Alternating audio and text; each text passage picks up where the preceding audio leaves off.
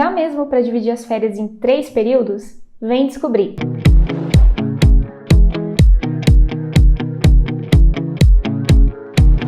Eu sou a Lilian, me dedico diariamente a entregar conteúdo gratuito lá na minha página do Instagram, no @coisasgrh, e constantemente aqui no YouTube também. E se você também deseja aprender DP na prática e executar os cálculos e processos com segurança, você está no lugar certo, porque é isso que a gente vai ver aqui hoje, muito conteúdo e muita prática. E nesse vídeo de hoje a gente vai falar sobre o parcelamento das férias, que muita gente tem dúvida de como funciona na prática. Para aproveitar todo o conteúdo que ainda está por vir aqui no canal, já se inscreve agora antes que você se esqueça e curte esse vídeo. Assim eu consigo saber se esse conteúdo te interessa e eu posso trazer mais vídeos como esse por aqui, combinado? Bom, nesse vídeo aqui a gente vai falar sobre um ponto importante quando a gente fala de férias. Todo empregado tem direito a férias, isso está previsto na CLT, você pode encontrar informações sobre férias do artigo 129 até o 153. Fala tudo sobre férias ali. E é claro que existem algumas súmulas, algumas outras jurisprudências também que devem ser consideradas. Nesse vídeo aqui a gente não vai falar sobre cálculo específico, nós vamos falar sobre o parcelamento das férias, que é um ponto que gera muita dúvida,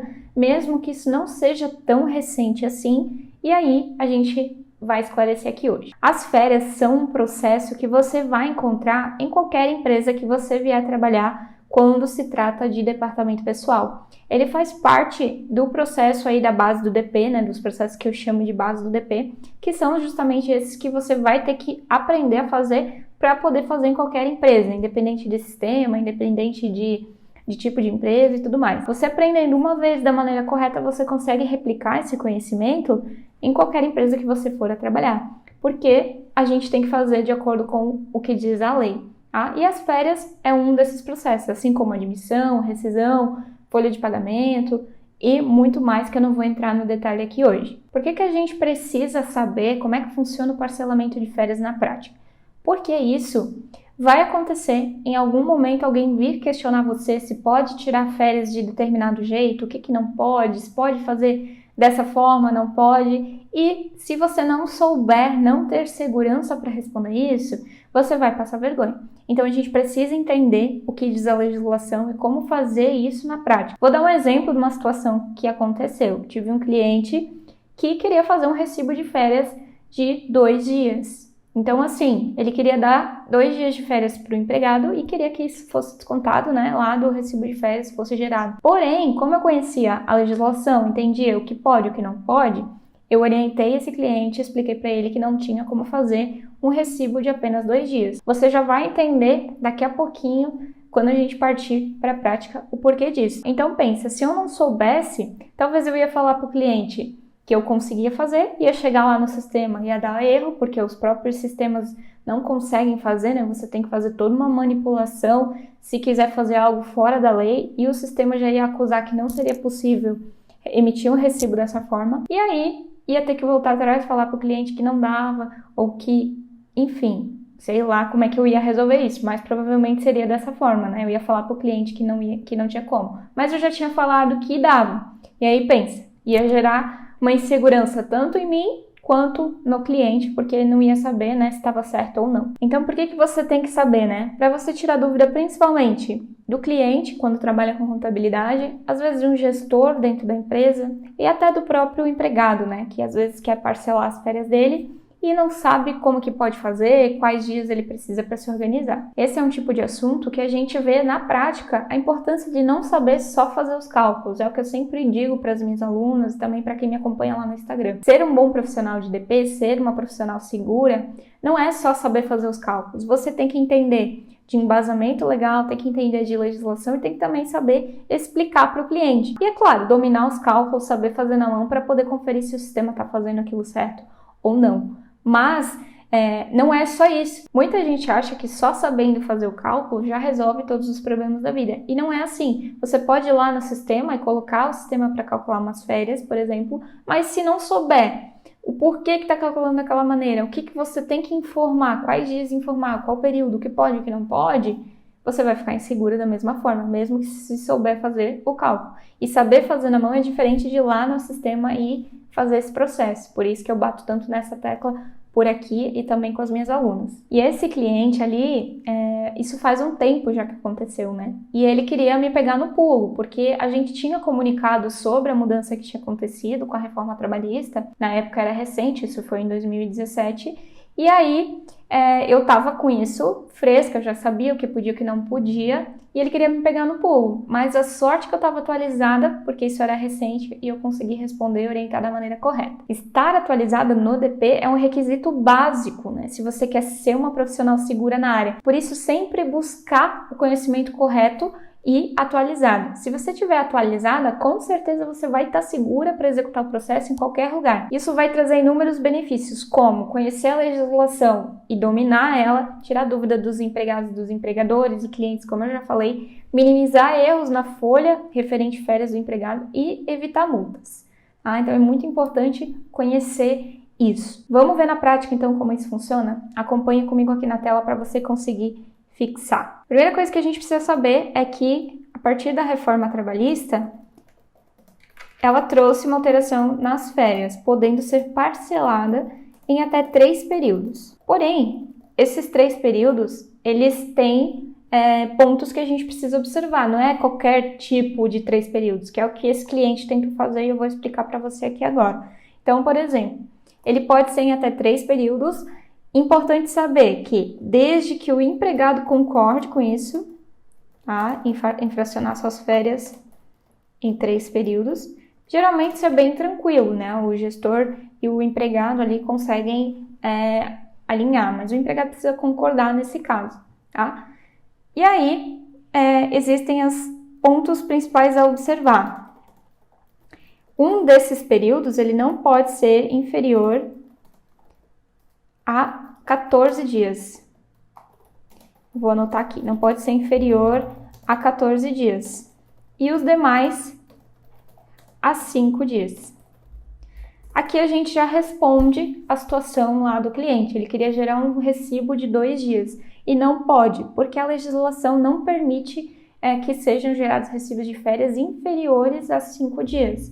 Então ele só podia gerar um recibo para aquele empregado, se ele tivesse direito a férias já, de 5 dias no mínimo. E os demais, um dos períodos não pode ser inferior a 14 e os demais de 5 dias. Dúvida frequente que costuma ter, tá? Qual a ordem desse período? Por exemplo, precisa ser o primeiro período que ele vai tirar os 14 dias?